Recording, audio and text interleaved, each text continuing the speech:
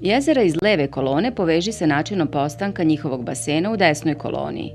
Rusanda, Đeravičko jezero, Zavojsko, Vlasinsko jezero, Ludoško jezero. Ponuđeni odgovori: Urvinsko, Eolsko, Veštačko, Rečno i Ledničko jezero. Tačni odgovori: Rusanda, Rečno jezero, Đeravičko, Ledničko jezero, Zavojsko je Urvinsko jezero, Vlasinsko Veštačko, a Ludoško je Eolsko jezero. U zavisnosti od načina postanka basena, sva jezera možemo da podelimo na prirodna i na veštačka. Prirodna su naravno nastala pod uticajem različitih spoljašnjih sila, pa tako mogu biti recimo lednička jezera. Lednička jezera nastaju udubljenjima koje su stvorili nekadašnji lednici. Ta udubljenja znamo pod nazivom cirkovi i takva jezera nisu velika po površini i nisu duboka.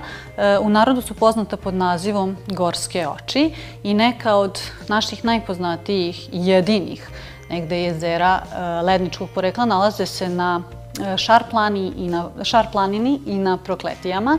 Na Šar planini spominjali ste Livadičko jezero, dok su najpoznatija Prokletijska lednička jezera Veliko i Malo Đeravičko jezero. Isto tako, prirodna jezera mogu biti i rečna i najčešće nastaju u napuštenim meandrima reka. Takva jezera se nazivaju mrtvaje jer predstavljaju odvojene meandre reka. Naše najveće rečno erozivno jezero jeste Obedska bara na Savi, a takođe jedno od poznatijih jeste i Rusanda na Tisi. Na severu Bačke, u okolini Subotice, našoj zemlji javljaju se i eolska jezera. Eolska jezera su jezera čiji je basen stvorio vetar na taj način što je duvao i odnosio pesak i les. I onog momenta kada je dno tog udubljenja došlo do izdanske, odnosno podzemne vode, ona se prirodno izlila i ispunila udubljenje vodom. Naša najpoznatija eolska jezera jesu Palićko i Ludoško jezero. Pored prirodnih jezera, kao što smo rekli, jezera mogu biti i veštačka.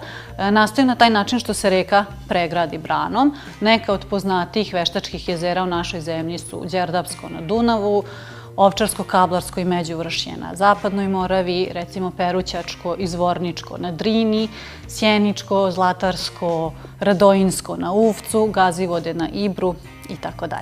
Takođe, prirodna jezera mogu biti i urvinska. Urvinska jezera su jezera koja nastaju jako brzo, iz tog razloga što nastaju na taj način kada dođe do klizišta, odnosno kada se velika količina zemlje i stena sruči u rečno korito i prirodno je pregradi. Na taj način se voda ujezeri.